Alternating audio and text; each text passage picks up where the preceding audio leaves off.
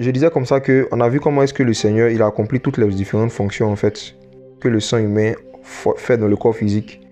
Et on va voir comment est-ce que le sang de Jésus accomplit dans le corps de Christ toutes les fonctions que le sang humain accomplit dans le corps physique, dans le corps humain. Donc je répète, on va voir toutes les fonctions que le sang de Jésus accomplit dans le corps de Christ. Et ce sont les mêmes fonctions que le sang humain accomplit dans le corps humain. Donc je vais partager mon écran comme d'habitude. Je vais vous inviter à regarder mon écran. Je vais regarder des images. Une image qu'on avait vue la dernière fois, qu'on va revoir aujourd'hui. Voici les différentes composantes du sang humain. Et chacune de ces composantes-là contient une révélation de Jésus-Christ. Et on va voir aujourd'hui dans les Écritures comment est-ce que Jésus, il a manifesté chacune de ces composantes-là à travers l'œuvre de la croix. Et comment est-ce que quand on parle du sang de Jésus, qui était du sang d'un être humain, mais venu du ciel, spirituellement parlant, il y a une telle puissance là-dedans. Et on regarde ici, on voit que le sang humain est composé à 55% de plasma. Je vais revenir dessus, peut-être qu'il y en a qui n'étaient pas la première fois. 55% de plasma. Et on a vu qu'est-ce que le plasma? Le plasma, en fait, c'est de l'eau. C'est de l'eau salée. De l'eau salée. Donc, on avait vu qu'à la base, le sang, c'est d'abord de l'eau salée. Et cette eau-là contient certaines molécules qu'on appelle les globules blancs, les globules rouges et les plaquettes. Et ce qui fait que le sang, qui est à la base de l'eau, devient rouge, c'est quelque chose qui est contenu dans les globules rouges qu'on appelle les hémoglobines. Donc, le fait que le sang soit composé à majeure partie de l'eau est une merveilleuse vérité sur le sang de Jésus. Parce que dans le sang de Jésus, il y a aussi de l'eau. Et on va voir ça aujourd'hui en détail. On en avait parlé brièvement aujourd'hui parce qu'on pourra voir les choses en détail. Dans le sang de Jésus-Christ, il y a de l'eau. Et la même fonction que cette eau-là, qu'on appelle le plasma, fait dans le corps humain, c'est cette même fonction-là que le sang de Jésus-Christ accomplit aussi. Donc, est-ce que ici, vous arrivez à voir mon écran encore? C'est écrit le sang, composition et rôle. Le plasma. On nous dit comme ça que le plasma représente 55% du volume global du sang. C'est le liquide dans lequel flottent diverses cellules. Et il est composé à 90% d'eau. Donc, bien aimé, ce soir, j'aimerais vous parler du plasma de Jésus-Christ. Le plasma de l'agneau qui est dans son sang. Qu'est-ce que c'est? En fait, dans plusieurs passages, le premier qu'on va lire, c'est Ézéchiel chapitre 36. Le Seigneur avait prophétisé qu'il allait faire la purification du péché par l'eau. Ézéchiel chapitre 36. Le Seigneur avait expliqué en détail à travers les livres des prophètes comment est-ce que la purification de nos péchés allait se faire. On regarde dans Ézéchiel 36 à partir du verset 25. Ézéchiel 36, verset 25. Je lis. Je répandrai sur vous une eau pure et vous serez nettoyés. Je vous nettoyerai de toutes vos souillures et toutes vos idoles. Donc, cette prophétie-là a été reprise dans Hébreux chapitre 8, verset 7 à 13. C'est une prophétie en fait qui concernait la nouvelle alliance. La nouvelle alliance. Et le Seigneur avait dit ici que il allait envoyer une eau pure pour pouvoir purifier. Une eau pure pour pouvoir nous purifier de nos péchés, de nos idoles. Donc la purification allait se faire par l'eau. Une eau pure qui allait venir du Seigneur.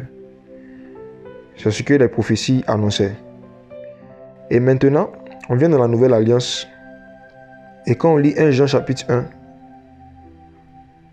1 Jean chapitre 1, verset 7,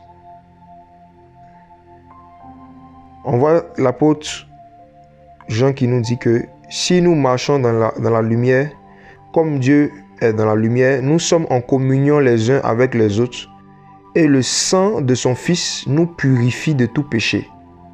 Voyez. Donc, on nous dit ici que ce qui nous purifie de tout péché, c'est le sang de Jésus. C'est le sang de Jésus. Mais on voit en même temps que dans les Écritures, le Seigneur disait que c'est pas l'eau, une eau pure, qu'il allait nous purifier. Donc, est-ce que c'est contradictoire? Non, ce n'est pas contradictoire. Le Seigneur a effectivement accompli l'œuvre de la purification en donnant son sang parce qu'il y a de l'eau pure dans le sang de Jésus. Donc, cette eau pure qui nous purifie est dans le sang de Jésus. Et c'est ça le plasma. Donc, il y a une eau qui est contenue dans le sang et cette eau la purifie. Donc, quand dorénavant on va chanter, on va prier, on va dire non, nous sommes purifiés par le sang de Jésus, je pense qu'on comprendra ça maintenant plus clairement en fait. Ce qui fait que le sang de Jésus est capable de purifier, c'est parce que ce sang-là contient une eau pure. Comme le sang humain contient de l'eau. Le sang de l'agneau aussi contient de l'eau. Et c'est pour ça que ça peut purifier. Alléluia. La deuxième chose à savoir sur le plasma qui est dans le sang de Jésus, c'est que le plasma aussi est salé. Le plasma, sa particularité, c'est qu'il y a du sel à l'intérieur. Vous voyez? Donc, on va voir quelque chose, encore par rapport toujours à cette même eau pure là, par rapport au sel notamment. Comment est-ce que on va voir, est-ce qu'il y a du sel dans le sang de Jésus? De la même manière que nous, il y a du sel dans notre sang. Est-ce qu'il y a aussi du sel dans le sang de Jésus? Regardons une histoire. 2 Rois chapitre 2. Versets 19 à 22. 2 Rois chapitre 2, versets 19 à 22. Dans le plasma, il y a de l'eau, il y a aussi le sel. Ça, c'est dans nous, mais notre corps humain. Regardons 2 Rois chapitre 2, verset 19. Je lis. Les gens de la ville dirent à Élisée, voici le séjour dans cette ville est bon, comme mon Seigneur le voit, mais les eaux sont mauvaises et le pays est stérile. Il dit, apportez-moi un vase neuf et mettez-y du sel. Et ils le lui apportèrent. Puis, il alla vers la source des eaux et il y jeta le sel et dit, ainsi parle Yahweh, j'assainis ces eaux. Ou encore, je purifie ces eaux. Dans d'autres versions, ils ont mis je guéris ces eaux. Parce que le mot qui était traduit par assaini ici, devinez c'est quel mot? C'est le mot Rapha. Est-ce que ça rappelle quelque chose à quelqu'un? Rapha. Rapha. Donc le mot qui a été traduit par assaini ici, en fait, c'est le mot guérir. Donc ce que le Seigneur disait littéralement par Élisée, c'est qu'il est en train d'utiliser le sel pour assainir. Il utilisait le sel pour guérir. Et elles ne causeront plus ni mort ni stérilité. Et les eaux furent assainies jusqu'à ce jour, selon la parole qu'Élisée avait prononcée. C'est une histoire merveilleuse. Qu'est-ce qui se passe? C'est qu'on nous dit qu'il y avait des gens qui étaient avec Élisée et qui ont commencé à lui dire qu'il y avait une ville en fait où on trouvait des eaux, mais les eaux étaient mauvaises. Ça veut dire que ces eaux-là n'avaient pas un bon goût. Ces eaux-là, on ne pouvait pas utiliser ça pour se désaltérer, ça ne pouvait pas étancher la soif. Et ils sont venus voir Élisée pour lui exposer le problème. Et comme le Seigneur a l'habitude de le faire, chaque fois qu'il y avait des problèmes dans l'ancienne alliance, non seulement il réglait les problèmes, mais il profitait pour donner une préfiguration de Jésus-Christ. À chaque fois qu'il y avait un problème, le Seigneur prenait le problème, il résolvait le problème, et il se disait en même temps, tiens, ça tombe bien, je vais résoudre le problème, mais je vais annoncer la venue de mon fils. Je vais annoncer la venue du Messie. Donc le Seigneur, il a fait ça avec l'histoire du serpent d'airain. Quand il y a eu un problème de serpent qui piquait les gens devaient être guéris. Le Seigneur a dit à Moïse, écoute, prends un serpent d'airain, élève-le. Quiconque va le regarder aura la vie. Donc, effectivement, les gens avaient été guéris. Mais non seulement le Seigneur les a guéris, mais le Seigneur a profité pour annoncer ce que le Fils de Dieu allait faire. Et c'est pour cela que quand Jésus est venu dans Jean chapitre 3, il dit que de même que Moïse a élevé le serpent dans le désert, de cette même manière, le Fils de l'homme serait élevé. Donc, il y a beaucoup d'exemples comme ça qu'on peut citer pour montrer qu'en fait, il y a certains problèmes qu'on lit dans nos Bibles. Il y a certaines histoires où il y a eu des problèmes. Dieu n'a pas seulement résolu le problème, mais Dieu a aussi prophétisé. J'aimerais dire à quelqu'un qui écoute ce message qu'il y a beaucoup de problèmes par lesquels tu passes aujourd'hui qui peuvent devenir des prophéties entre les mains du Seigneur. Tous les problèmes par lesquels nous passons en tant que des enfants de Dieu, Dieu peut utiliser nos problèmes pour annoncer Christ. Le Saint-Esprit peut se servir de n'importe quelle situation, n'importe quel problème par lequel on passe pour nous donner une révélation de Jésus-Christ. Donc c'est pour cela, ce n'est pas pour tous les problèmes qu'il faut prier pour que ça s'arrête.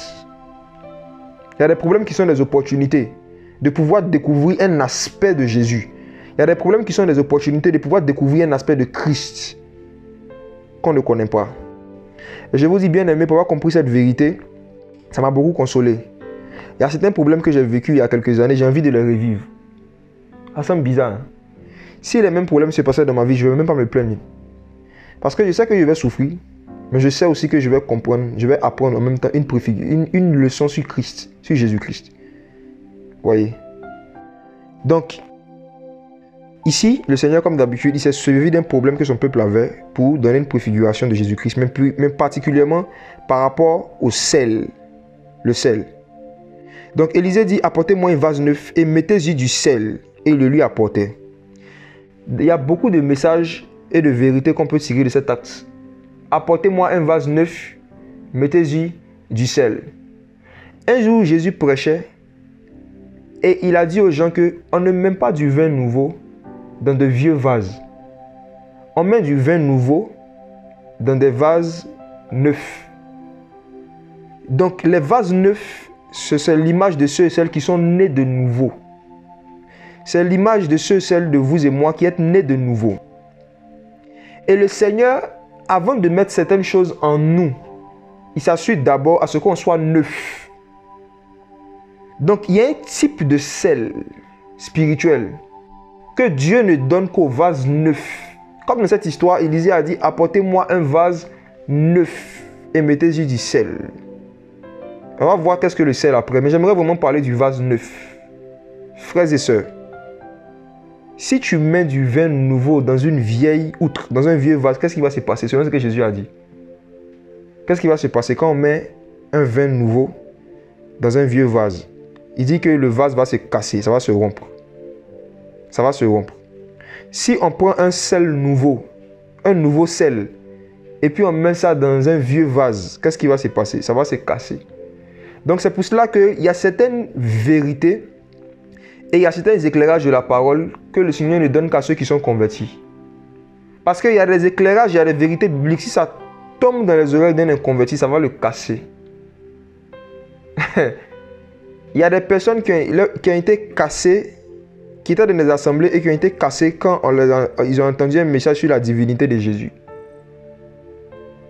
Il y a des personnes qui ont été cassées quand on leur a dit que Dieu n'a jamais été trois et qu'il n'y a pas trois personnes dans la divinité, il y a toujours une personne. Il y a un seul Dieu, un seul esprit, un seul être. Ça casse certaines personnes. Parce que ce n'est pas un message qui est pour les vieux vases. Paul disait dans 1 Corinthiens 12 que personne ne peut dire que Jésus est le Seigneur ou encore Jésus est Adonai si ce n'est pas le Saint-Esprit. Celui qui n'est pas encore un vase neuf, il y a certaines vérités sur Jésus-Christ, même si ça tombe dans son oreille et qu'il veut s'approprier, ça va le casser. Il ne pourra pas contenir cela. Vous voyez? Donc, il y a des vérités aussi même après la conversion que le Seigneur ne nous donne pas tant que notre mentalité n'a pas encore été renouvelée sur certains points. Il y a des bénédictions que le Seigneur ne nous donne pas tant que notre mentalité n'a pas encore été renouvelée. C'est pour cela que le nombre de vérités que Dieu va te révéler, que tu vas vivre, dépend du nombre de renouvellement de l'intelligence que tu as subi en fait. Je m'explique. Vous savez, est-ce que vous savez que il y a des chrétiens qui voient les voitures comme étant quelque chose qui est démoniaque? Qui sait ça? Qui n'a jamais entendu ça? Ou bien qui a déjà entendu? Il y a des chrétiens qui disent que voiture c'est démoniaque. Surtout les marques de luxe là. Les marques qui sont un peu chères. BMW, ouais non, Volkswagen. Ils disent que c'est les Illuminati qui ont créé. Donc eux ils ne montent pas dedans. Sinon ils participent à leurs mauvaises œuvres. Je vous dis, c'est sérieux, c'est pas blague. Hein, oui, il y a des chrétiens qui raisonnent comme ça. Qui disent que... C'est-à-dire que si toi tu veux leur offrir une BMW là, ils vont t'insulter, ils vont faire un retour à l'envoyeur. Combat spirituel sur ta tête. Parce que tu es venu, ils vont ça comme une attaque en fait. Parce qu'ils disent quand ils regardent l'entreprise BMW, c'est des francs-maçons, c'est des païens. Tu vois, c'est des sorciers, c'est des Illuminati. Tu vois. Donc, vous voyez, quelqu'un qui a une telle mentalité, est-ce que vous pouvez venir lui offrir une BMW? Non. Non. Est-ce que vous pouvez offrir une BM neuve à quelqu'un qui a une mentalité comme ça? Non. Donc, il y a certaines choses, même avant de mettre dans sa main, vous regardez sa mentalité. Comment il va voir la chose? Comment il va apprécier la chose? Tu vois. Je me rappelle, il y a ma belle-mère qui voulait offrir un cadeau à mon fils. Il avait quoi, 1 an, 4 mois. Elle a acheté le cadeau, elle était sérieuse. Non, ma propre mère plutôt, ma propre mère. Elle a acheté un cadeau. C'était quoi? C'était une voiture en jouet, hein, mais en forme de scarabée. L'animal qu'on appelle scarabée là. Voilà, mais une voiture en jouet comme ça. Elle était contente. Elle se disait que quand l'enfant va voir ça, il va vraiment prendre plaisir à ça, il va jouer à ça. Je suis allé récupérer le cadeau, j'ai envoyé à mon fils. Dès qu'il est déposé au salon, dès que j'ai allumé, il a commencé à pleurer, il a commencé à crier. Vous voyez? Sa mentalité n'allait pas avec le don qu'on venait de lui faire. Parce que pour lui, quand il voit quelque chose comme ça par terre, qui est en train de bouger, qui est en train de s'allumer, il se dit que c'est quelque chose qui est dangereux. Donc depuis lors, on ne lui offre plus ce type de cadeau. Donc dorénavant, on a compris que quand tu dois offrir un cadeau à un enfant, il faut regarder son âge mental. On n'offre pas certains cadeaux nouveaux à des mentalités vieilles. Vous comprenez? Donc c'est pour ça que beaucoup de gens prient pour se demander des dons spirituels. Ils demandent certaines choses au Seigneur et le Seigneur ne leur donne pas. Parce que leur mentalité n'a pas encore été renouvelée par rapport aux dons qu'ils sont en train de demander. Et si Dieu leur donne, ils vont avoir peur de ça. Ils vont fuir. Vous voyez?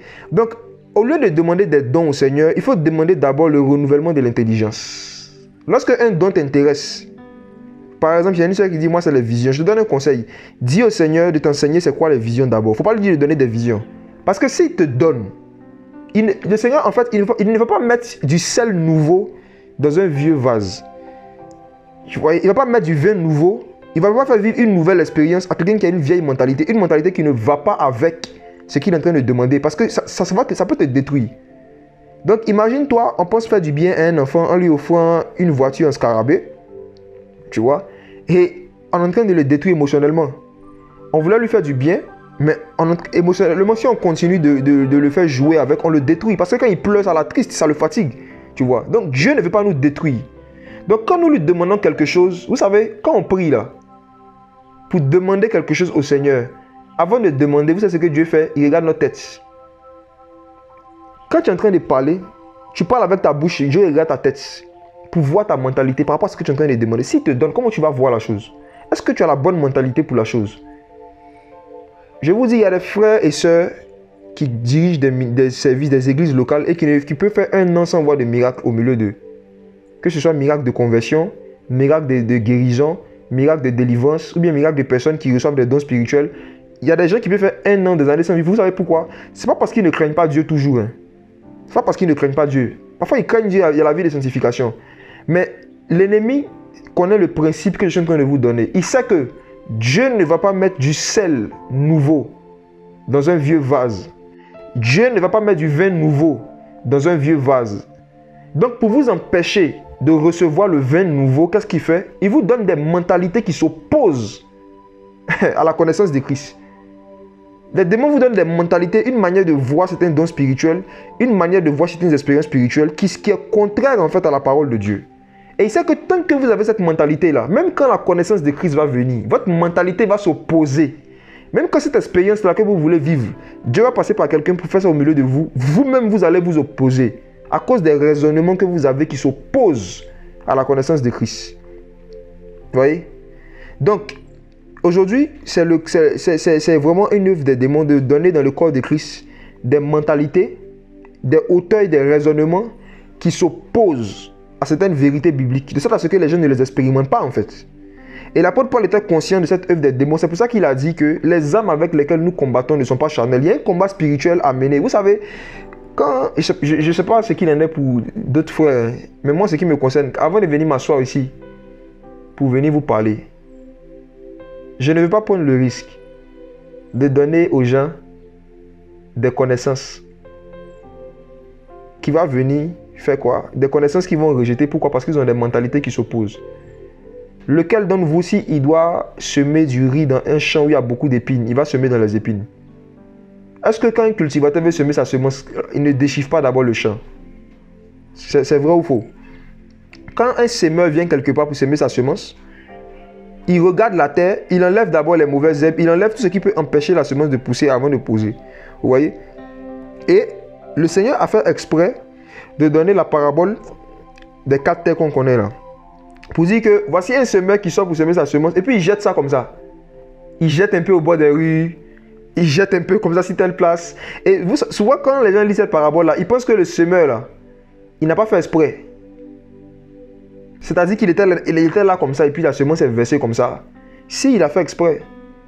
Et Jésus a dit à ses apôtres que, en fait, quand je vous prêche là, je sais qui peut comprendre, qui ne peut pas comprendre. Il y a des personnes, je fais exprès de leur donner une semence alors que je sais qu'ils sont une terre qui va produire du fruit.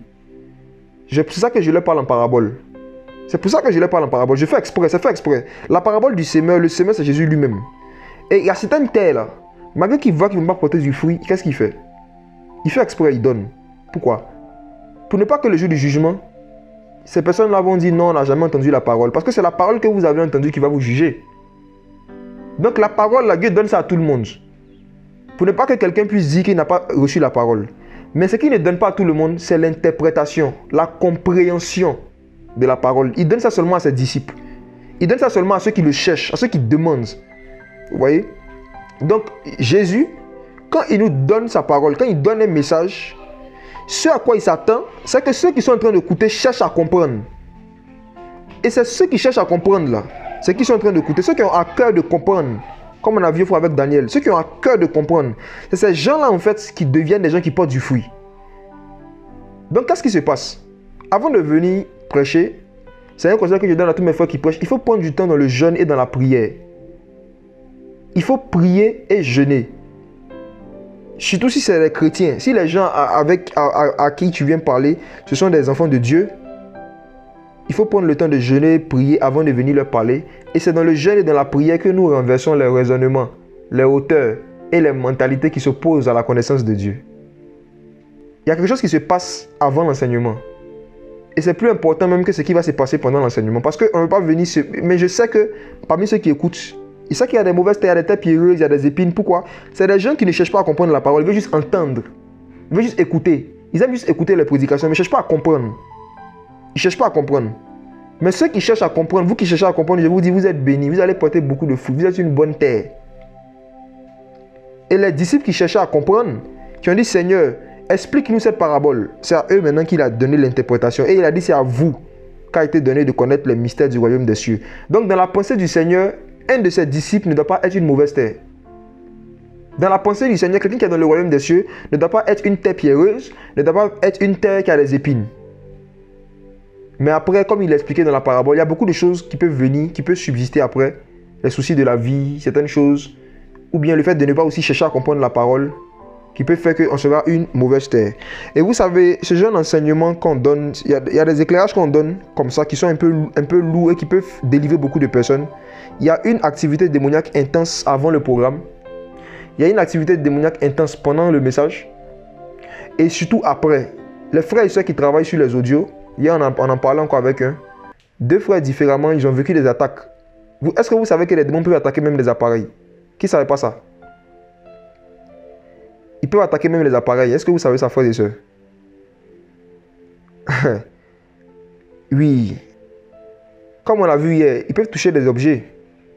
Ils peuvent toucher des objets. Ils peuvent attaquer des appareils, bien sûr. Ils peuvent toucher des choses physiques. On a vu comment est-ce que quand Satan est venu avec Job, il a touché ses brebis, il a touché ses enfants, il a touché des choses physiques. Voilà. Ils peuvent apporter la décision de quelque chose qui est physique, soit si Dieu permet, ou bien soit s'il n'y a pas eu la prière autour de ces choses. C'est ça en fait. Donc c'est important de prier sur tout. Vous voyez? Et pourquoi est-ce que Satan attaque ces objets-là? Parce que Satan connaît la valeur et les effets d'une révélation de la parole. Il sait ce que la compréhension d'un verset peut faire dans la vie de quelqu'un. Il sait comment est-ce que la compréhension d'un passage, un éclairage en fait, peut délivrer des âmes, peut lui faire perdre beaucoup de choses. Vous voyez? Donc regardons quelque chose. On va voir. Ceux qui ne cherchent pas à comprendre la parole, Jésus a dit, voici ce qui leur arrive.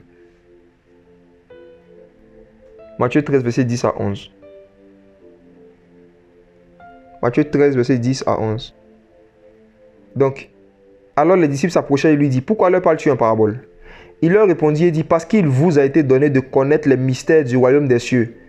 Mais qu'à eux, cela n'a pas été donné. Frères, disciples de Jésus, vous qui écoutez ce message, j'aimerais vous dire quelque chose.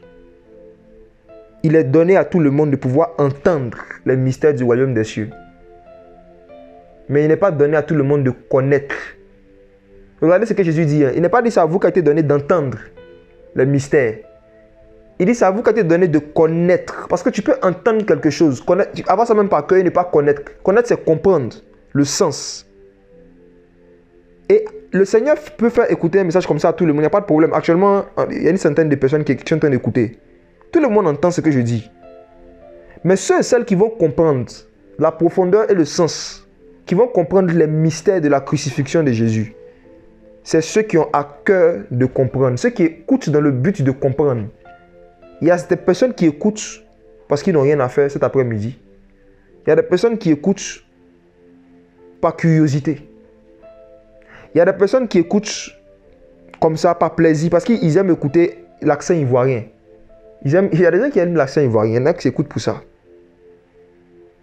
Mais le Seigneur dit à ses disciples qui sont venus demander, Seigneur, que signifie cette parabole? Ceux qui se sont approchés de Jésus après l'enseignement pour comprendre, c'est à eux qu'a été donné de connaître les mystères. Donc tout le monde avait entendu les mystères, mais ceux qui après ont médité dessus, c'est eux qui ont encore plus compris. Et il y a un réflexe que beaucoup de gens n'ont pas, c'est de méditer sur des messages après les avoir entendus.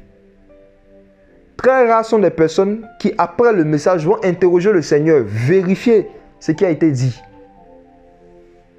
Donc, tu peux entendre et puis ne pas connaître. Ceux à qui il a été donné de connaître, c'est ceux qui viennent pour demander au Seigneur que signifie. Explique-nous. Et maintenant, le Seigneur, quand il commence à donner la signification de chacune de ces terres-là, il dit quelque chose qui nous intéresse, verset 19. Regardez Matthieu 13, verset 19. Lorsqu'un homme écoute la parole du royaume, on dit lorsqu'un homme écoute la parole du royaume et ne la comprend pas, le malin vient et il vole ce qui a été semé dans le cœur. Et cet homme, c'est celui qui a reçu la semence le long du chemin. Le Seigneur nous donne ici quelque chose qui est étrange, qui se passe dans le monde spirituel. C'est que quand quelqu'un est en train d'écouter une parole qui vient du royaume, ça veut dire qui vient du Saint-Esprit, qui vient du Seigneur, et qui parle du Seigneur, et qu'il ne la comprend pas, le malin vient. Frères et sœurs, qui est le malin? N'est-ce pas que c'est le diable, le démon? Donc sachez que à chaque fois où quelqu'un prêche la parole du royaume, le malin vient. De la même manière que les anges viennent pour écouter des choses qui concernent le sang de Jésus, parce qu'ils désirent plonger leur regard.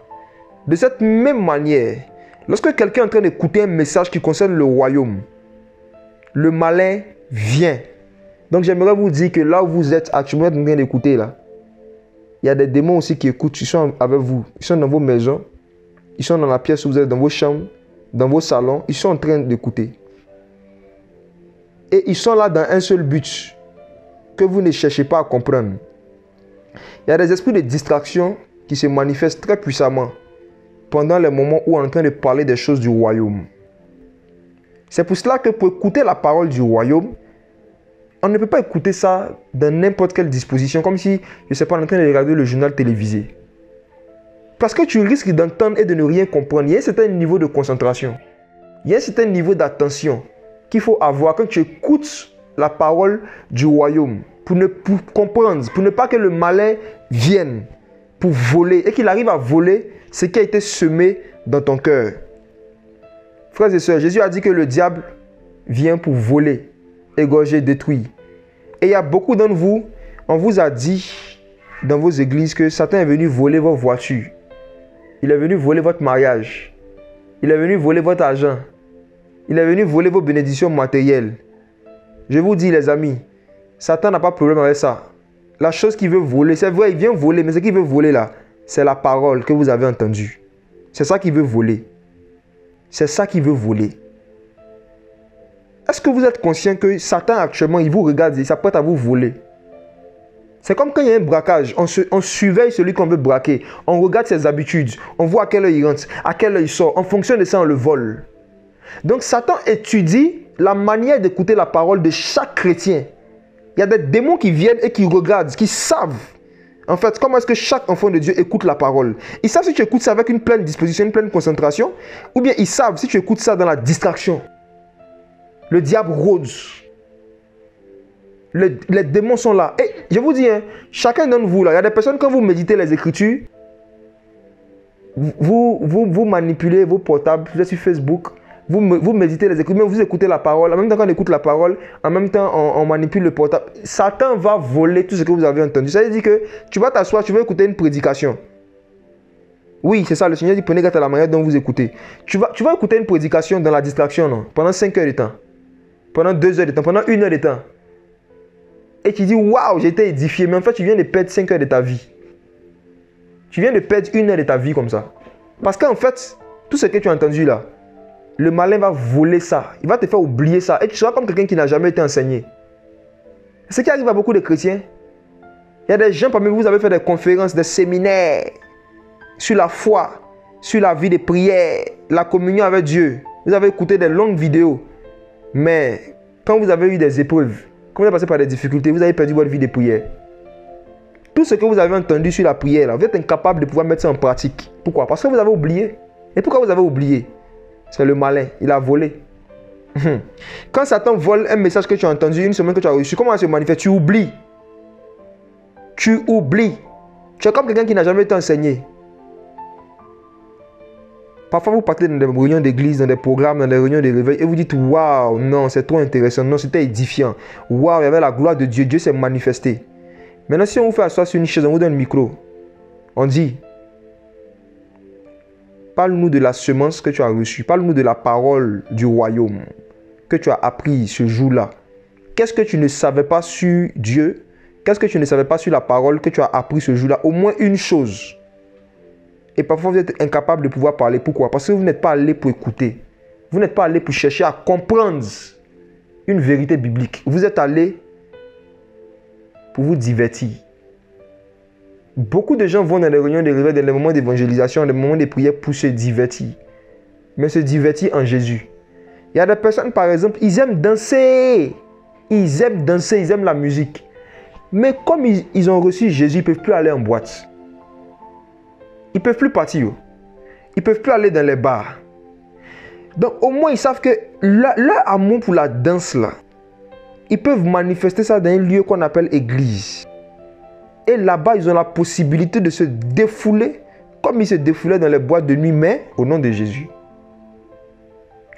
Donc aujourd'hui il y a des personnes qui vont dans des réunions d'église, qui fréquentent des communautés, des assemblées, pas par amour pour la parole, pas parce qu'ils vont pour chercher à connaître la parole, à comprendre la parole, non.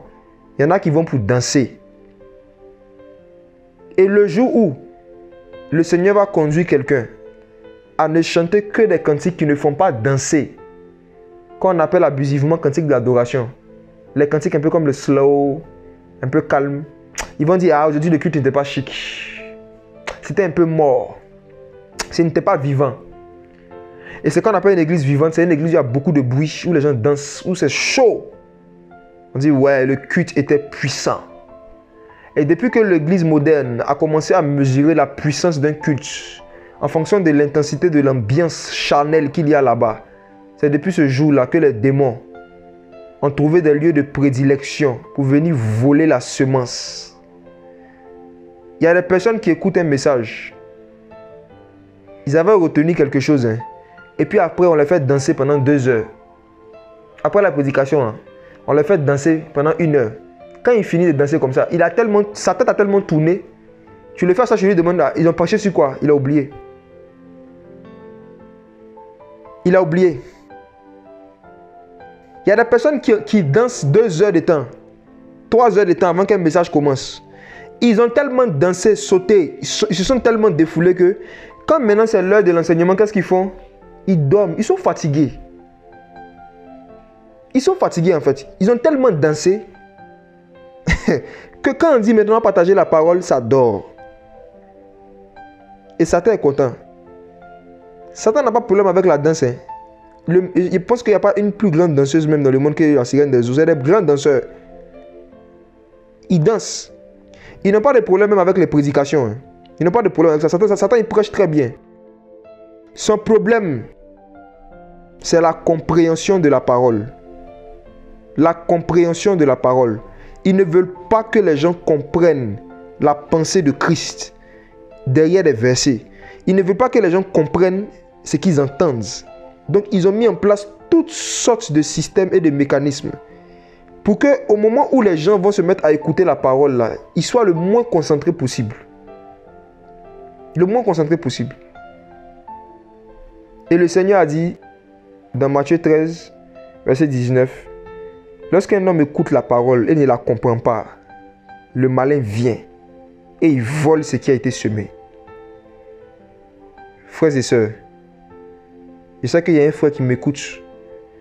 Les enseignements que le Seigneur t'avait donnés depuis 2010, si tu avais retenu seulement la moitié, si tu avais compris seulement 50% de ce que le Seigneur t'avait enseigné,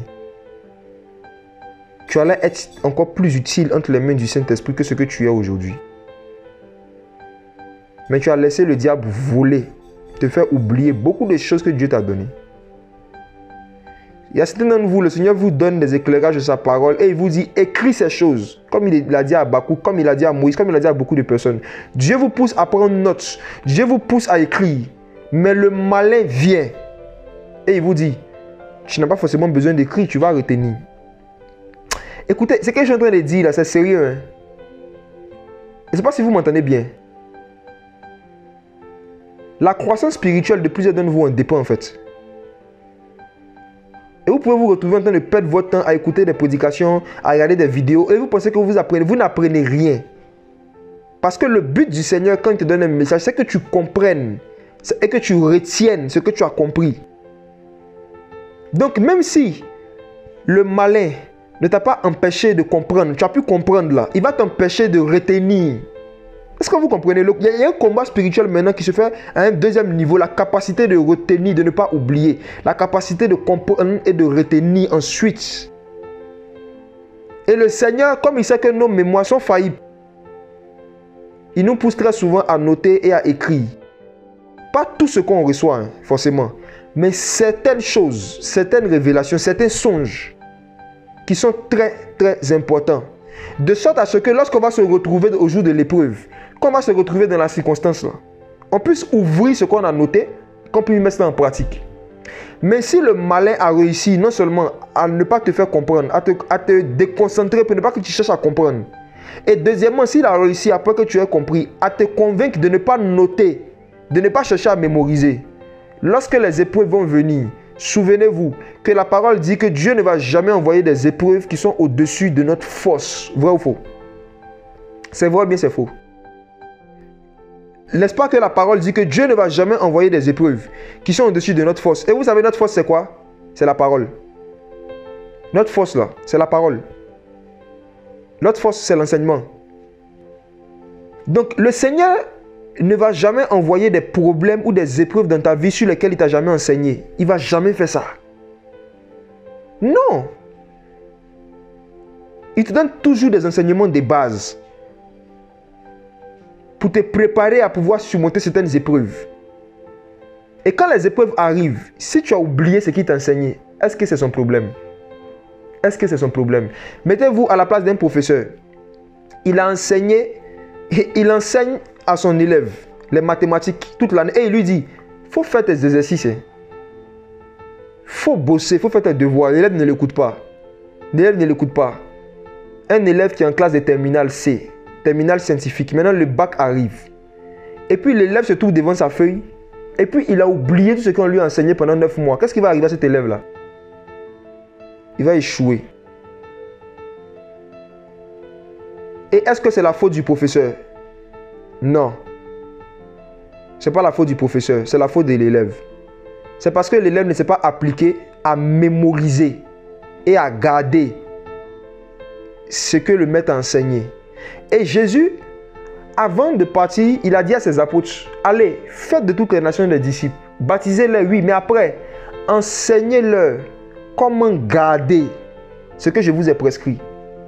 Donc l'un des buts des prédicateurs, ce n'est pas seulement de vous faire entendre la parole, mais c'est de vous apprendre aussi comment garder, comment conserver, comment mémoriser ce que vous avez reçu. De sorte à ce que quand vous allez vous trouver devant les épreuves, vous puissiez faire sortir la parole. C'est la parole que vous avez reçue hier qui est censée vous aider dans les épreuves d'aujourd'hui. Regardons le cas de Jésus-Christ homme. Supposons qu'il a fait 40 jours dans le désert. Il jeûne, il prie, il fait tout. Maintenant, le jour de l'épreuve arrive. Le malin vient. Satan vient.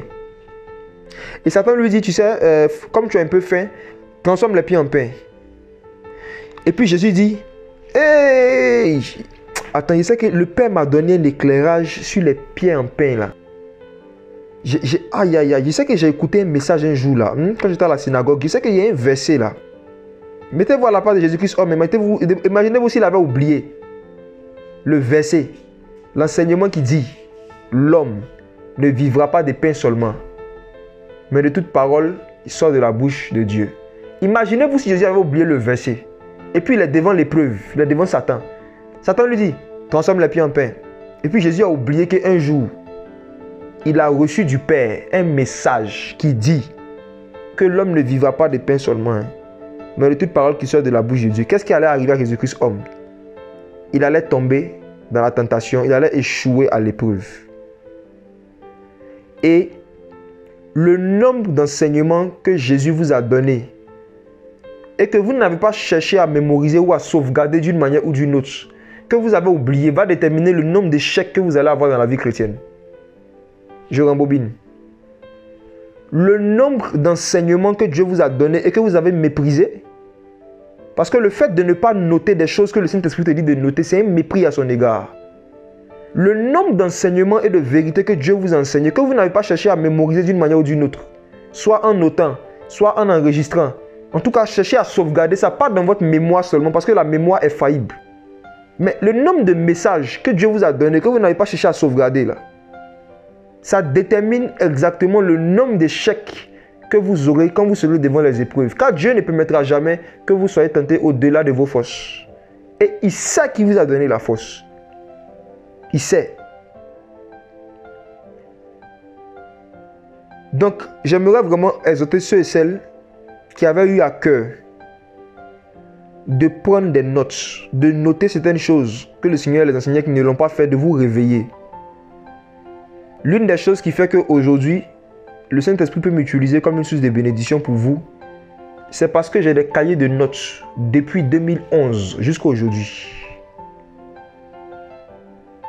Il n'y a pas un an qui est passé sans que j'ai un cahier nouveau pour mettre du vin nouveau dedans. Chaque nouvelle année, je prends un nouveau cahier. On ne met pas du vin nouveau dans de vieux vases. On ne met pas du sel nouveau. On est toujours dans le sel, hein. On est en train de parler du sel. En fait, le sel, c'est aussi une révélation de la parole de Dieu qui nous aide à ne pas pourrir. Permettez-moi de vous dire quelque chose, frères et sœurs. Avant, quand les frigos n'existaient pas, ceux qui ne savent pas, est-ce que vous savez que le sel était utilisé pour conserver les aliments frais? Le sel est utilisé pour garder la fraîcheur, conserver le goût, conserver la saveur de certains aliments. Et le fait que Élisée a pris le sel et qu'il l'a mis dans le vase neuf, le Seigneur était en train comme ça de prophétiser que il allait donner du sel à ceux et celles qu'il allait utiliser comme des vases. À nous, ses disciples. Donc, à chaque période de nos vies, Jésus nous donne du sel.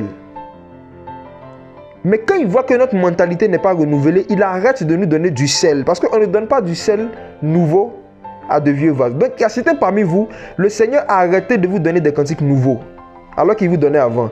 Le Seigneur a arrêté de vous donner des éclairages profonds sur les Écritures, alors qu'il vous donnait avant. Pourquoi? Parce qu'il a vu que vous ne notez pas. Il a vu que vous ne cherchez pas à les enregistrer, à les conserver quelque part.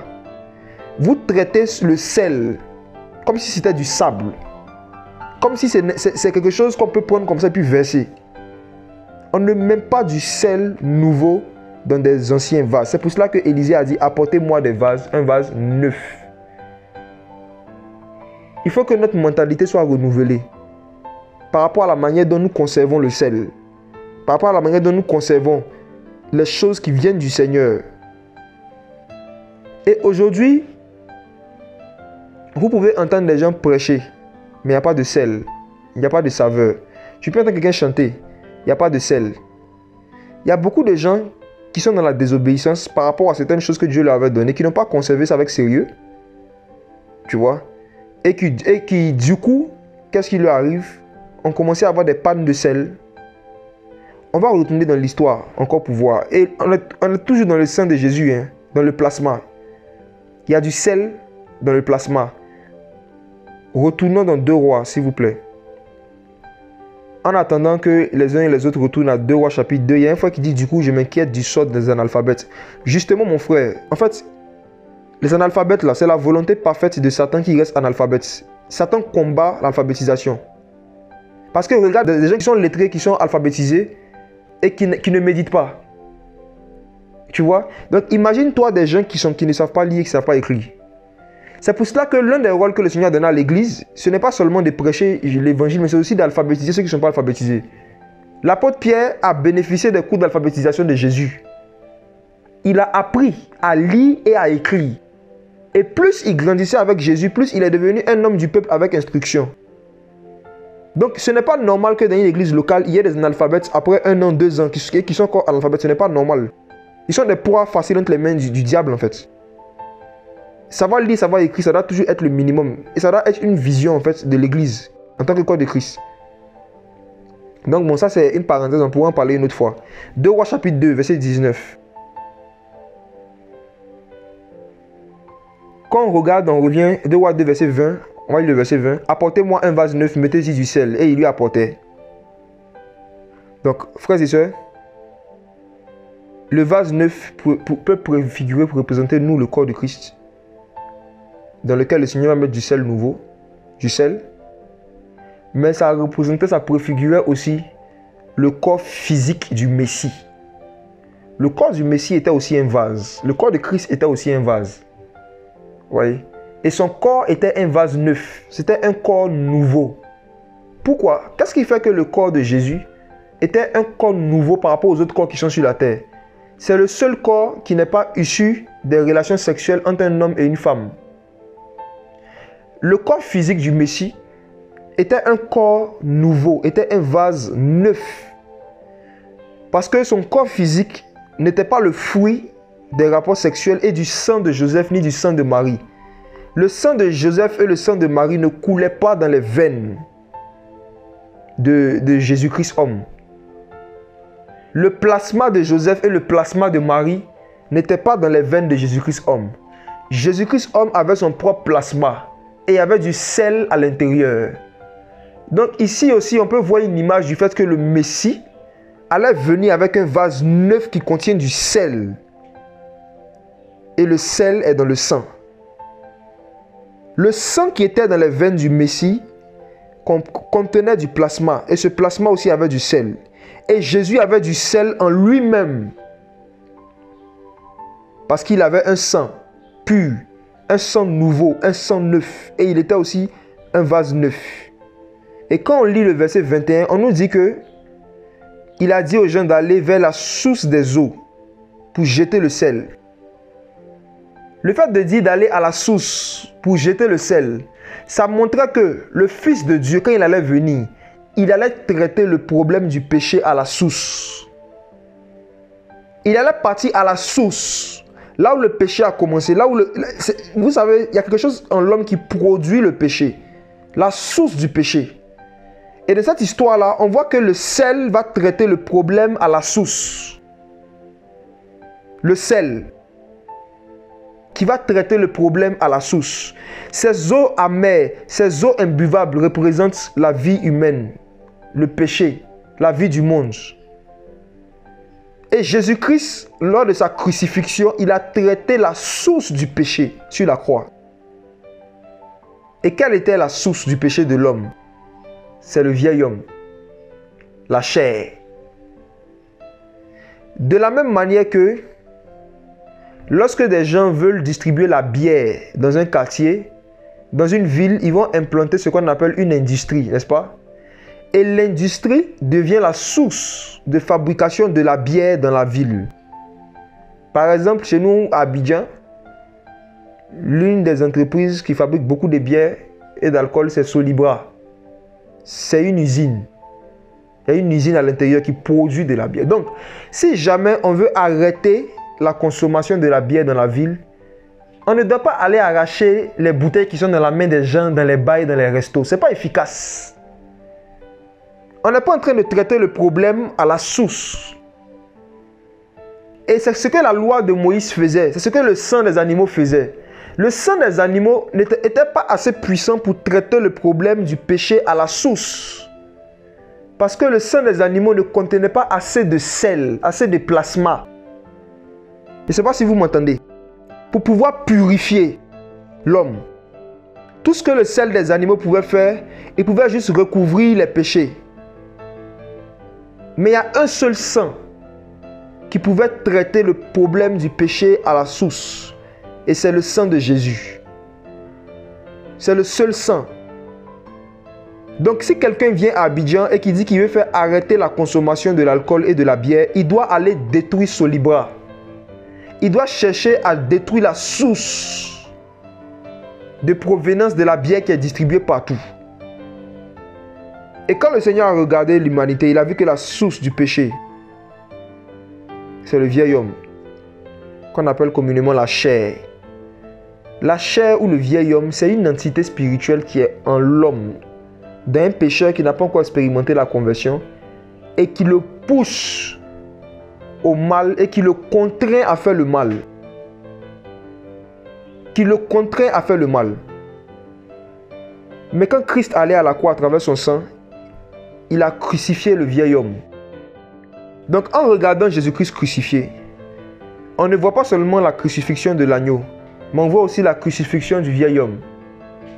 Lorsque l'agneau a été immolé sur la croix, c'est le vieil homme aussi qui a été immolé. Et je vous dis, frères et sœurs, le vieil homme, il est crucifié pour celui qui a reçu Jésus-Christ crucifié. Le vieil homme est crucifié pour celui qui a reçu Jésus-Christ crucifié. Et quand quelqu'un est crucifié, il n'est plus libre de tous ses mouvements. Quelqu'un qui est crucifié ne peut pas t'obliger à faire ce que tu ne veux pas faire. Est-ce que vous entendez, frères et sœurs? Donc, frères et sœurs, pour ceux qui ne sont pas nés de nouveau, ceux qui n'ont pas expérimenté le rachat par le sang de Jésus, le vieil homme n'est pas crucifié. C'est pour ça qu'ils sont esclaves du péché en fait. Parce que le vieil homme les pousse à faire ce qu'ils ne veulent pas faire. Il les oblige et il les contraint à faire ce qu'ils ne veulent pas faire. Pourquoi? Parce qu'ils n'ont pas encore expérimenté le plasma qui est dans le sang de Jésus. Ils ne connaissent pas le sel. Ils ne connaissent pas le sel de l'agneau. Leur problème n'a pas encore été traité à la source. Mais regardons ce que les Écritures disent par rapport au vieil homme. Et on va voir. Et Dieu va permettre en même temps qu'on puisse renverser une fausse doctrine que les gens basent sur Romains chapitre 7. Pour dire que malgré que quelqu'un est né de nouveau, le péché est toujours plus fort que lui. Allons dans Romains chapitre 6. À partir du verset 1. Romains chapitre 6 à partir du verset 1. Que dirons-nous donc? Resterons-nous dans le péché afin que la grâce abonde? À Dieu ne plaise. Car nous qui sommes morts au péché, comment vivrons-nous encore dans le péché? L'apôtre Paul est en train de parler à des chrétiens. Il est en train de parler à des disciples, à des gens qui sont nés de nouveau. Il y avait des gens qui avaient accusé Paul en son temps, que Paul enseigne que quand on est sous la grâce là, on peut rester dans le péché. Parce que Paul a dit que là où le péché abonde, la grâce surabonde. Donc des gens ont commencé à dire que lui il prêche qu'à cause de la grâce, on peut rester dans l'abondance du péché. Le péché peut abonder dans nos vies. Et il faut même que le péché abonde pour qu'on voit la grâce se manifester. Des gens accusaient Paul d'avoir prêché ce message-là. Donc il écrivait aux chrétiens de Rome pour pouvoir clarifier ce qu'il enseignait sur la grâce. L'apôtre Paul écrit et il commence ici par expliquer que dirons-nous donc? Qu'est-ce que vous dites que nous avons dit là? Qu'on doit rester dans le péché afin que la grâce abonde? Il y a des gens qui prêchent ça. Ils disent que vu que là où le péché abonde, la grâce surabonde, si tu veux expérimenter la grâce surabondante, tu dois expérimenter un peu le péché quand même. Paul dit, mais que dirons-nous donc? Qui a dit ça? Ce n'est pas nous qui avons dit ça. Qu'on doit rester dans le péché afin que la grâce abonde. Jamais. Verset 2, il dit à Dieu ne plaise. Nous qui sommes morts au péché, comment vivrons-nous encore dans le péché? Paul est en train de dire que ce n'est pas possible que quelqu'un qui soit mort au péché, qui a expérimenté Jésus-Christ mort, Jésus-Christ crucifié, il soit encore esclave du péché. C'est pour cela que, bien aimé, sachez que la preuve du baptême du Saint-Esprit, ce n'est pas le parler en langue. La preuve du baptême du Saint-Esprit, c'est la mort au péché. C'est la délivrance par rapport à l'esclavage du péché. La preuve du baptême du Saint-Esprit, ça n'a jamais été le parler en langue. La preuve du baptême du Saint-Esprit, c'est la mort au péché. Car lorsque nous sommes baptisés par Jésus, nous sommes baptisés dans sa mort. Et on ne peut pas parler de baptême sans parler de la mort. La Bible dit que le peuple d'Israël a été baptisé en Moïse. Qu'est-ce que ça veut dire? L'eau ne les a pas touchés, n'est-ce pas? La mer était divisée en deux. Mais Paul dit qu'ils ont été baptisés. Dans 1 Corinthiens chapitre 10, l'apôtre Paul dit que Israël a été baptisé en Moïse. Or, l'eau ne les a pas touchés. De quoi est-ce qu'il est en train de parler? Il parlait du fait que lorsqu'ils ont suivi Moïse, lorsqu'ils ont traversé la mer Rouge, il y a eu la mort. Les Égyptiens sont morts, qui était l'image du péché, qui était l'image des démons. Le baptême tue nos ennemis spirituels, à savoir le péché et les démons. Donc Paul, quand il dit qu'Israël a été baptisé en Moïse, c'est parce qu'à travers Moïse, ils ont expérimenté la mort de leurs ennemis. Donc quelqu'un ne peut pas dire qu'il a été baptisé en Jésus et puis il n'a pas expérimenté la mort de ses péchés. Quelqu'un ne peut pas dire qu'il a été baptisé du Saint-Esprit et puis il est encore esclave des démons. Non! Là où il y a le baptême, il y a la mort des ennemis. Donc mon frère, ma soeur, toi qui m'écoutes, qui dis je suis baptisé, confirmé, validé, qu'est-ce qui est mort dans ta vie après ton baptême? Tout chrétien authentique, tout disciple authentique de Jésus-Christ doit avoir au moins un témoignage, au moins un, d'un péché dont Jésus l'a délivré, d'une chose qui était dans sa vie et qui est morte après une certaine rencontre qu'il a eue avec Jésus. Permettez, frère, qu'on aille encore un peu plus profond dans cette révélation sur la mort. Qui a déjà entendu la phrase où le Seigneur, Moïse lui a dit, Seigneur, fais-moi voir ta gloire. Et il a dit, personne ne peut voir ma face et vivre. Qui connaît cette histoire-là? Le Seigneur dit, un homme ne peut pas voir ma face et vivre.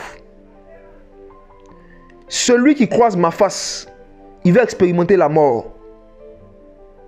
Et frères et sœurs, c'est bizarre, alors que la Bible disait avant ça que Moïse parlait avec Dieu face à face, comme un homme parle à son ami.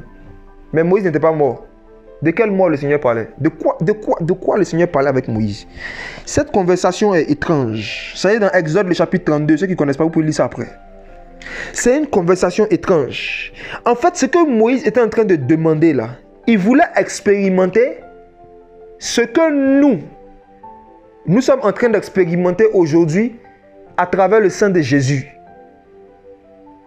Et l'apôtre Pierre nous dit qu'il y a des prophètes dans le passé qui ont voulu vivre, qui ont voulu comprendre, qui ont voulu entendre, qui ont voulu expérimenter des choses qu'ils ont prophétisées. Mais on leur a dit que ce n'était pas pour eux.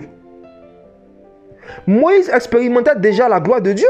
Il expérimentait déjà certaines manifestations de la présence de Dieu déjà. Mais en fait, Dieu qui connaît le fond des pensées, quand un homme demande quelque chose à Dieu, il ne regarde pas ce que tu dis. Il demande ce que tu penses. Quand tu demandes quelque chose à Dieu, Dieu ne regarde pas tes paroles, il regarde tes pensées. Et il a vu que dans la pensée de Moïse, Moïse voulait expérimenter la mort au péché. Avant le temps. Mais ce n'était pas encore le temps. Ce n'était pas encore le temps. Ce n'était pas encore le temps. Et comme le Seigneur a vu sa demande, il a profité pour donner une préfiguration de Jésus-Christ encore. Personne ne peut voir ma face et vivre. Or, quand Jésus est venu, la Bible dit que on voyait la face de Dieu sur Christ. Christ était l'image visible du Dieu invisible. Personne ne peut avoir une rencontre personnelle avec la face de Dieu et ne pas mourir au péché. Personne ne peut voir la face de Dieu et vivre. La face de Dieu, c'est Christ. La face de Dieu, c'est Jésus. La face de Dieu, c'est le Messie. La face de Dieu, c'est Jésus-Christ crucifié. Personne ne peut expérimenter la face de Dieu et continuer à vivre la même vie qu'il menait avant de voir sa face. Ce n'est pas possible. Donc, si tu penses que tu as déjà vu la face de Dieu, c'est qu'il faut regarder dans ta vie. Est-ce que tu as déjà expérimenté la mort au péché?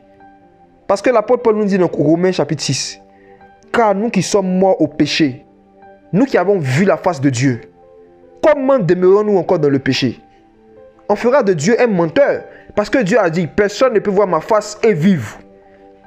Donc comment vous dites que vous avez vu la face de Dieu et vous continuez à vivre dans le péché? En fait, ce n'est pas la parole de Dieu qui ment, c'est vous. Et il est possible de se mentir à soi-même sur sa conversion. Être esclave du péché et puis en même temps dire que moi je vois la face de Dieu. C'est pour cela que même après la conversion, à chaque fois que le Seigneur veut tuer dans ta vie une œuvre de la chair, qu'est-ce qu'il fait? Il te révèle sa face.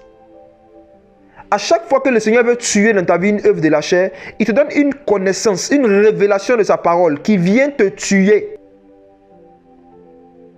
C'est pour cela que souvent, lorsque nous sommes en train de présenter l'évangile, et quand nous sommes en train d'expliquer certaines choses, il y a des personnes sans le savoir qui disent non, tu vas me tuer. Chez nous en Côte d'Ivoire, ici, quand quelque chose te touche, on dit non, ça veut tuer, ça va tuer. Frères et sœurs, l'épée de l'évangile donne à la fois la vie à l'esprit et donne la mort à la chair, au péché.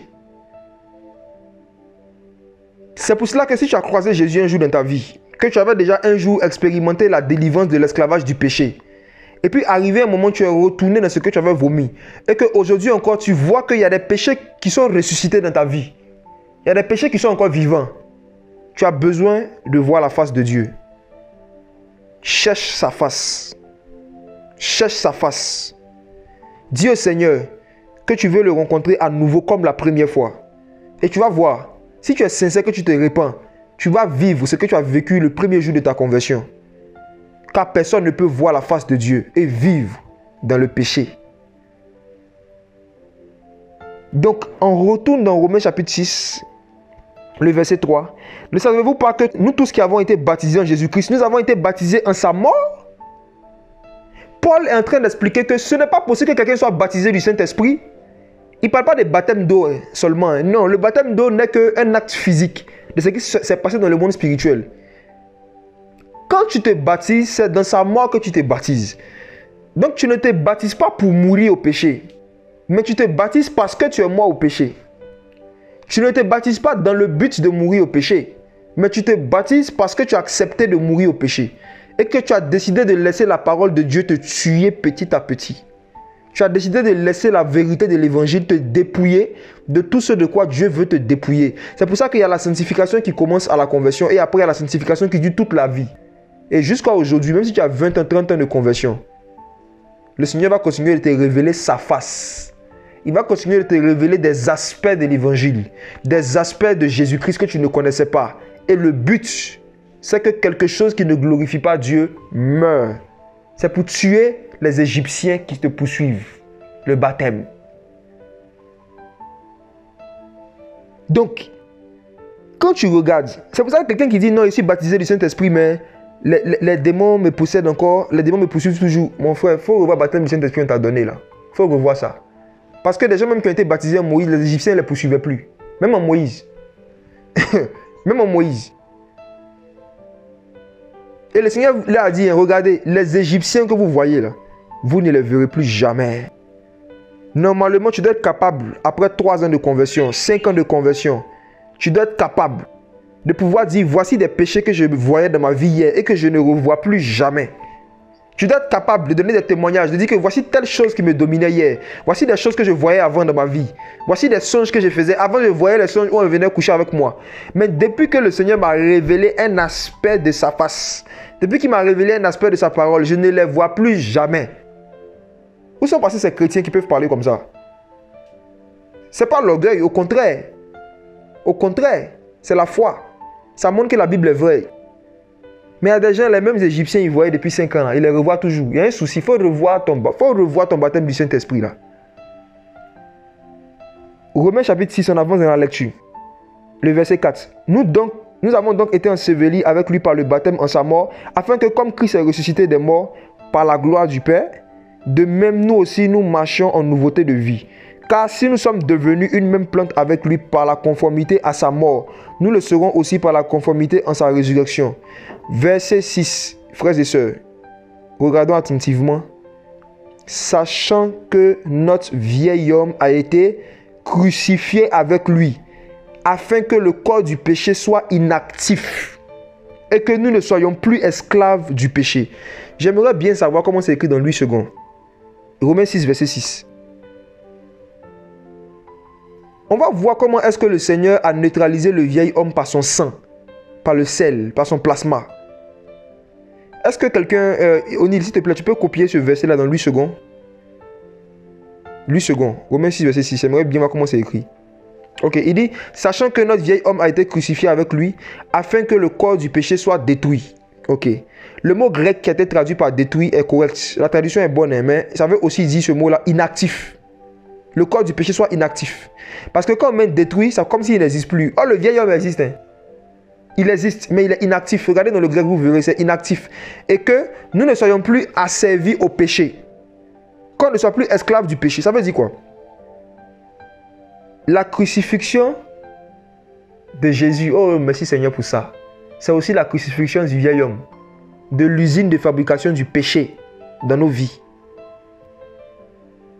La source du péché. Le Seigneur a traité le problème à la source. La crucifixion du vieil homme s'est passée le jour de la crucifixion de Jésus. C'est pour cela que si on te prêche Jésus-Christ crucifié et que tu reçois Jésus-Christ crucifié, le jour où tu reçois Jésus-Christ crucifié, automatiquement ton vieil homme aussi est crucifié. Car le vieil homme ne peut pas croiser Jésus-Christ crucifié et rester non crucifié. Ce n'est pas possible. Certains d'entre vous, on vous a présenté Jésus-Christ milliardaire. C'est pour ça que vous êtes encore esclave du péché. Il y a d'autres, on vous a présenté Jésus-Christ miraculeux. Jésus-Christ guérison, guérison, guérison, miracle. C'est pour ça que vous êtes encore esclave du péché. Certains d'entre vous, on vous a présenté Jésus-Christ charpentier. Un Jésus qui met l'accent sur le travail. Les chrétiens doivent travailler. Les chrétiens doivent travailler. Jésus-Christ charpentier. D'autres, on vous a présenté Jésus-Christ l'hébreu, le juif. Seulement, c'est pour ça que vous êtes encore esclave du péché. Mais le message qui délivre du péché, le message qui crucifie le vieil homme, le message qui rend le vieil homme impuissant, inactif, le message à travers lequel on reçoit la délivrance du péché, c'est le message de Jésus-Christ crucifié. Car le vieil homme, la source de fabrication du péché de tout homme, Christ l'a crucifié sur sa croix. Donc, le diable, lorsqu'il était en train d'utiliser ses enfants pour crucifier Jésus, il pensait qu'il était seulement en train de crucifier Jésus. Mais le diable était aussi en train de crucifier le vieil homme, il ne savait pas. Derrière, l'un des mystères de la crucifixion, c'est que derrière la crucifixion du Messie, il y avait la crucifixion du vieil homme. Pourquoi? Parce que le Messie s'était revêtu du vieil homme. Il était revêtu du péché de l'humanité. Mais il a pris la source du péché sur lui. Et il allait avec ça à la croix. C'est incroyable. Jésus-Christ a transporté une usine spirituelle sur lui. L'usine de fabrication du péché. Il est parti avec ça à la croix. Il dit crucifiez-moi. Et en le crucifiant, les gens ont crucifié le vieil homme. Et tous ceux et celles qui ont véritablement entendu sa parole, qui ont véritablement été lavés par son sang, le vieil homme aussi est crucifié. Ma soeur, toi qui m'écoutes, ta chair c'est la vieille femme. Si vraiment tu as reçu Jésus-Christ crucifié, ta vieille femme est crucifiée. Crucifiée. Et quelqu'un qui est crucifié, qu'est-ce qui lui arrive? Il n'est plus libre de ses mouvements. Donc, il ne peut pas t'obliger à faire ce que tu veux. C'est pour cela qu'un chrétien ne peut pas tomber dans le péché et puis dire « C'était plus fort que moi ». C'est faux. C'est faux. C'est vrai pour un païen. Un païen, le péché est plus fort que lui. Mais le péché ne peut jamais être plus fort que quelqu'un qui a reçu Jésus-Christ crucifié. Il n'y a aucun péché qui est plus fort que nous. À chaque fois que nous tombons dans le péché, c'est de notre propre faute. On doit se repentir, on ne doit pas se justifier. Nos arguments ne peuvent pas nous justifier. C'est seulement le sang de Jésus qui peut nous justifier. Il n'y a rien qui justifie le péché d'un racheté. Il n'y a rien. Parce que quand on t'a racheté, le sang avec lequel tu as été racheté, là, il y a du plasma dedans, il y a du sel dedans. Et le sel est ce que Dieu a utilisé pour traiter le problème à la source. Comme dans l'histoire d'Élisée. Il a pris le sel et il a envoyé ça à la source. Donc quand tu reçois Jésus, il met du sel en toi. On va avancer un peu, on va comprendre beaucoup de paroles qu'il a dit à ses disciples. Quand il leur disait, ayez du sel en vous-même. Il parlait encore de son sang. Donc frères et sœurs, pour celui qui a déjà goûté au sang de Jésus-Christ à travers la repentance, à travers l'acceptation de l'évangile, à travers la pratique de sa parole, le péché n'est pas plus fort que lui. Le vieil homme n'est pas plus fort que lui. Pourquoi? Parce que le vieil homme est crucifié. Maintenant, qu'est-ce qui justifie que malgré que ce vieil homme-là est crucifié, il continue de nous créer parfois des problèmes? C'est parce que, en fait, quand quelqu'un est crucifié, on ne crucifie pas sa bouche. Suivez bien. Bien aimé, souvenez-vous des brigands qui étaient crucifiés à côté de Jésus. On crucifie tes pieds, on crucifie tes mains. Et dans cette position-là, tu ne peux pas forcer quelqu'un à pouvoir faire quelque chose, mais tu peux lui donner des conseils. Tu peux le pousser à faire ça. Tu peux parler. Parce qu'on ne crucifie pas la bouche. Donc, la voix qui te dit, laisse-toi aller. La voix qui te dit, vas-y, c'est la voix du vieil homme. Parce que sa bouche n'a pas été crucifiée. Il est crucifié, mais il parle encore. Parce qu'il n'est pas mort totalement, il est crucifié seulement. Je ne sais pas si vous entendez. La voix qui te donne des mauvaises pensées, qui te donne des mauvais conseils, c'est la voix de l'ennemi. Et quand on dit l'ennemi, c'est le diable en featuring avec le vieil homme. Et le vieil homme parle, les amis, il parle. Non, on ne crucifie pas la bouche parce que le Seigneur nous donne toujours l'opportunité de choisir entre le bien et le mal. Les désirs de la chair sont contraires à ceux de l'esprit. Les pensées qui sont inspirées du Saint-Esprit sont contraires aux pensées du vieil homme. C'est pour ça qu'il peut arriver à quelqu'un qui est né de nouveau d'avoir de mauvaises pensées. Parce que le vieil homme parle. Et quand il parle, ça vient sous forme de pensée. Et quand il te parle à la première personne du singulier. C'est comme ça que le vieil homme parle. Il dit, moi-même, j'ai envie de voir la fille là. Elle me manque. Elle me manque. Ou bien, moi-même, vraiment, j'ai envie de regarder tel film. J'ai envie. Mon frère, c'est pas toi qui as envie. C'est le vieil homme. Parce que l'homme nouveau qui habite en toi, l'esprit nouveau que tu as reçu là, il n'a pas envie de ce genre de choses là. Mais ces envies-là viennent de la chair. Une chair qui certes est crucifiée mais qui a toujours des envies. Et pour ne pas que tu fasses la différence entre les envies de l'esprit et les envies de la chair te parle à la première personne du singulier pour te faire culpabiliser. Toi là, tu es sûr que tu es né de nouveau. Regarde les envies que tu as. Tu es sûr que tu es converti. À qui ça est déjà arrivé? Moi, ça m'a beaucoup arrivé dans le début de ma conversion. Quand je n'avais pas ces éclairages-là, le diable prend ça pour maintenir dans la culpabilité en fait beaucoup d'enfants de Dieu. Est-ce que c'est normal que moi, ici, un enfant de Dieu, j'ai des envies comme ça? Vous voyez? Ah, Jésus. Il y a des envies qui ne viennent pas de vous. Ça vient de la chair. Et le Seigneur n'empêche pas la chair de nous donner des envies. Mais il dit, les désirs de la chair sont contraires à ceux de l'esprit. Regardez ce passage-là. ça va consoler beaucoup d'entre vous. Vous allez vous rendre compte que vous n'êtes pas aussi mauvais que ce que Satan veut vous faire croire. Vous n'êtes pas mauvais. C'est celui qui est en vous, le vieil homme crucifié là. Il veut prendre sa vengeance. Galates chapitre 5. Regardez verset 17.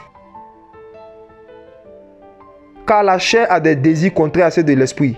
Et l'esprit en a contraire à ceux de la chair. Frère, vous savez, l'esprit qui est ici, là, ce n'est pas le Saint-Esprit. Hein. Moi, pendant longtemps, j'ai cru qu'il s'agissait du Saint-Esprit.